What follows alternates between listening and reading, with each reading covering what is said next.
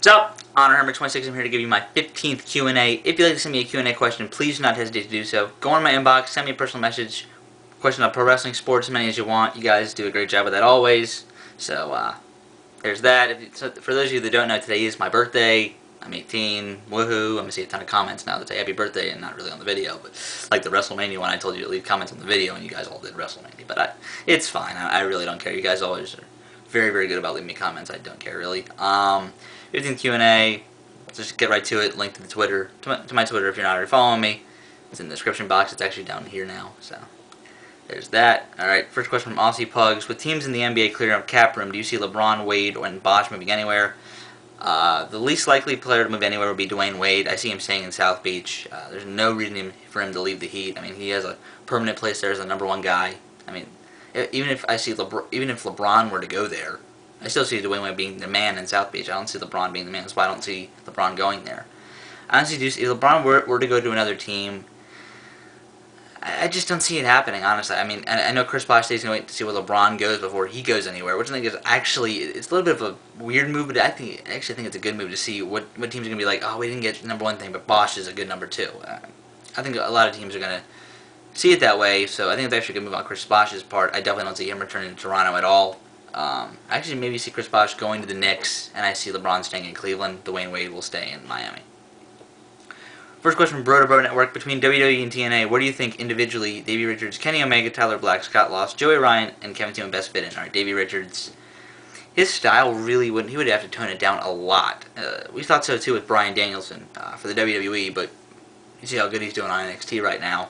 So I'm going to say Richards goes to WWE. Kenny Omega, I'm going to say TNA here. I think he needs to keep his little bit of a wacky gimmick that he kind of has. I think it would work a little bit better in TNA. I think he would kind of get lost in the shuffle a little bit in WWE for whatever reason, so I'm going to say TNA for Kenny Omega. Tyler Black, I think he has the perfect look for WWE.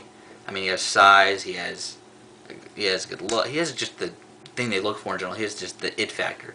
And he said a couple months ago on Figure 4 Online with Brian Alvarez that he would love to go to the WWE, so WWE for Tyler Black. Scott Lost, I'm going to say TNA for Scott Lost, only because I think he would get lost in the shuffle in WWE.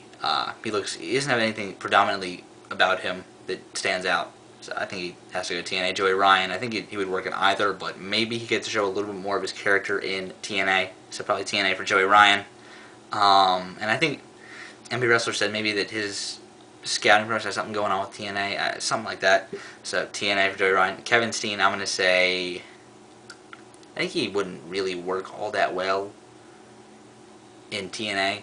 So I'm going to say WWE for Kevin Steen. He does have a little bit of size to him, but I don't think it's ideal for Kevin Steen to go to either company. I think he's doing fine where he's in Ring of Honor, honestly, but if I had to say, I'd probably say WWE. Alright, next question, Bro Network. What are your thoughts on Davey Richards defeating Kenny Omega for the PWG title after only a 2-month reign with no title defenses? Omega, I guess, that's why I didn't believe his promo at Bowl Night 2, saying that this is the only title that matters to me, because he has such a lucrative deal with Ring of Honor. If he wanted to stay with Ring of Honor, he'd be like #2 guy in the company of the future behind Davey Richards. But he has such a great deal with DDT that he has to take that over PWG. So that's why I think that for PWG, for the long term, this is a good move, getting the title off of Omega, because your champion will not be at every show. But Hero did that, so I really don't understand why it's such a problem with Omega when Omega was hotter among the PWG crowd than Hero was when he won it. So I don't really understand that, but if you're going to put a belt on a guy, Davey Richards is a great guy to do it. I mean, I haven't seen the match from As the Worm Turns yet, but I heard that was amazing. The match that Richards had at Titanica was apparently great with Roderick Strong, but he wasn't on DDT4. So, and he is Davey at, what's the name of the June show? Dio? I don't remember seeing him at that, because the main event's Generico in London versus Kendrick and Steen. So that's to be determined, but I think long term it's a good move for PWG. Short term, not a good move at all for Kenny Omega, or PWG for that matter. And they're still feeling kind of the effects of that, because PWG really doesn't have a guy like Omega anymore. Only question from 138 Kodiak. I understand ROH pulling Davey from DGUSA, but in your opinion, why did they pull him off Evolve, but like guys like Claudio and Hero work there? I was really looking forward to see Davey versus Kyle O'Reilly at Evolve 2. That is a match I actually would like to see as well, but Chris Hero will no longer be appearing for Evolve because basically he has now an ROH contract where ROH kind of decides where he works. That makes any sense. I mean, they have good relations with PWG, so that's why Hero and Davey can both work for PWG. That's why PWG put the belt on him because they knew he could work there. Davey was pulled because they must have given him such a great deal that he couldn't work for DGUSA, but also with Davey, his New Japan schedule conflicted with DGUSA and Evolve, and it's obvious that you should take New Japan over DGUSA and Evolve. That's a no-brainer. But Claudio, I mean, he does. The only reason he's working for Evolve, he does have something with Chikara, and Chikara does have a little bit of a relationship to DGUSA, so that's why he's using Evolve as well. So there's that. First question, only question from TNAKurtAngle. One of the biggest storylines or gimmicks during the Attitude Era was Stone Cold Steve Austin always rebelling against Vince McMahon because Vince was an asshole boss. I think that a lot of people could relate to that and make it a lot more entertaining, I guess he means. Why does the WWE not do another good storyline like that?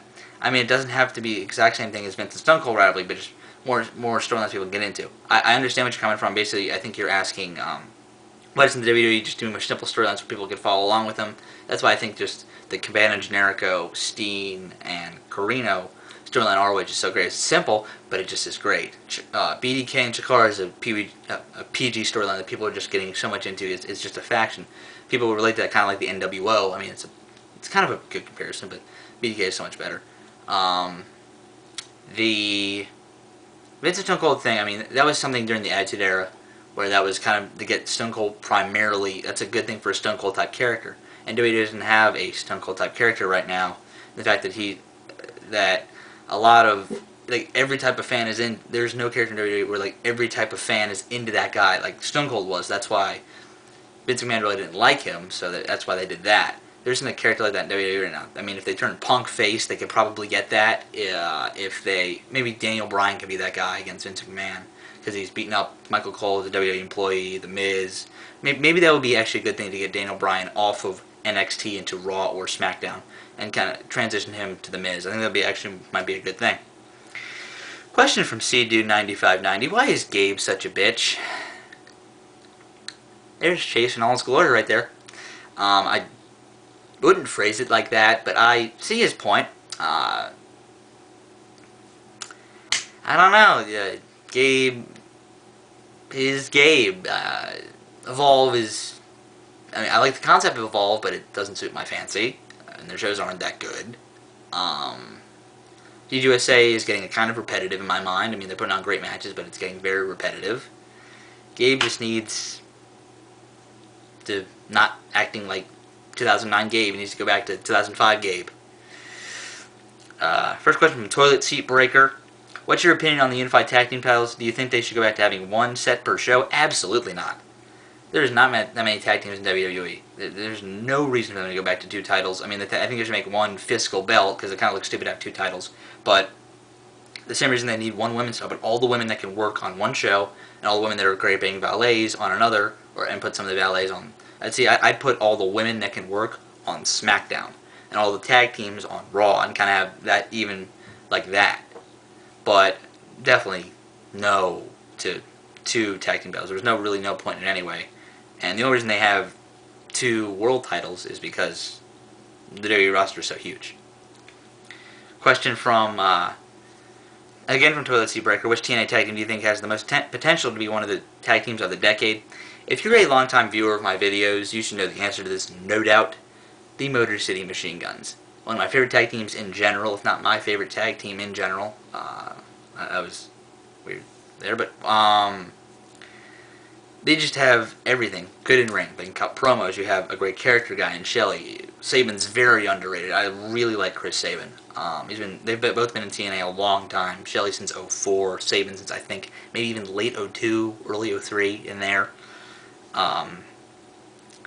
Just those two guys. I don't know why TNA doesn't do that. TNA needs to. It's one of the problems with TNA. Why I really don't follow it that closely on here and share my thoughts with it more with you guys. TNA just needs to get a clue. But I don't like anything they're pretty much doing with their product right now. I mean, the burying of Desmond Wolfe, RVDD and Champion. It should be AJ.